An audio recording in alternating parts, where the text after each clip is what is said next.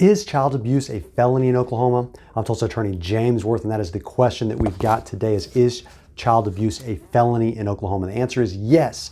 It's not just a felony, it's a very serious felony. And that can be somewhat concerning because obviously it sounds like a serious crime, but the way it's defined under law actually makes it quite broad. So sometimes it's a little scary how sentencing or how tough the sentencing can be on child abuse under Oklahoma law. So let me just read what the statute says as far as punishment. And this is Title 21, Section 843.5.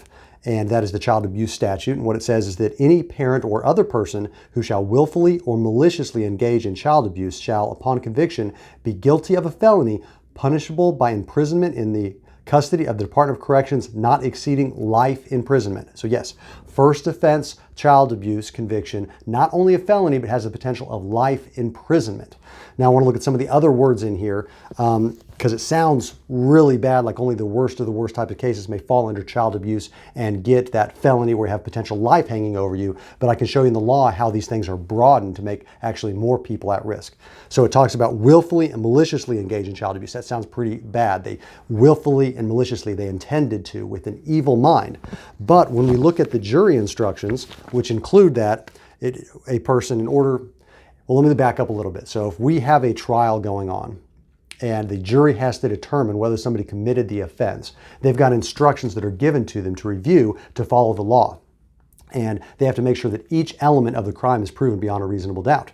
And those elements for child abuse, or at least this particular type, is first, a person willfully or maliciously, second, harmed or threatened to harm the health, safety, or welfare of a child under the age of 18. That's what's required to be proven. So the first element is willfully and maliciously, which sounds like they intended it, and they malicious meaning that they had an evil act. However, it's defined by case law to actually be much less than that.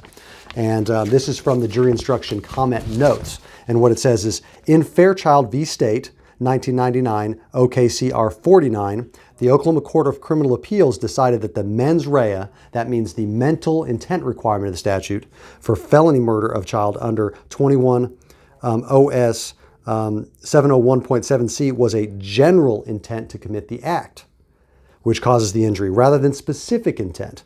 Now, this Fairchild case was a felony murder where actually involved the death of a child. However, the courts are applying this rule regarding it being general intent rather than specific intent to all child abuse cases, at least the ones that I have seen in recent years, which means, let's say that you're playing baseball, with your son, you throw the ball and he misses it, hits him in the face, breaks his nose. Okay, well, that's an accident. That's not child abuse. However, based on this, it's a general intent. Did you intend to commit the act that caused the injury, i.e., did you intend to throw the ball at your son? Rather than specific intent, did you intend to cause the injury? So when you apply the general intent, it makes a lot of things that are somewhat innocuous suddenly felony crimes with the potential of life imprisonment. So that's very concerning from a libertarian point of view. But that's not all, because also in that definition, it talked about harm or threatened harm. And that's right. Child abuse is defined by statute. This is Title 10A, Section 1-5-105. It says abuse means the harm to the health, safety, or welfare of a child. So that's pretty broad in the first place, health, safety, or welfare. But then beyond that, it doesn't just say abuse means harm. It can mean threatened harm. So threatening child abuse is child abuse. So it's another way that you broaden it. And then you talk about it doesn't have to be an injury. It could just be harm to the health or harm to the safety or harm to the welfare, which makes it very broad. So from a defense attorney's perspective, this is very concerning because we have a huge potential of a large sentence because you've got a potential of a life sentence for child abuse. So if you make the allegation, but then you have a statute that's very broad where many things could be construed as child abuse, which means the state can file a weak case as child abuse and then hang this potential sentence of life imprisonment over a defendant's head in order to compel them to taking a plea deal in the case where maybe they're not even guilty because they don't want to risk rolling the dice and losing their life by getting a life sentence.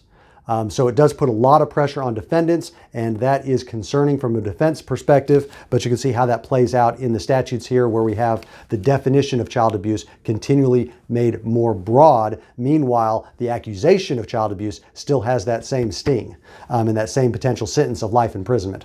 So if you've got any questions about any of this, child abuse allegations, mens rea, or some of the broadening of these definitions, criminal defense, then you're going to want to talk to an attorney about your specific circumstances. Don't just take this general advice. Schedule a consultation confidentially. You can do that by going online to makelaweasy.com.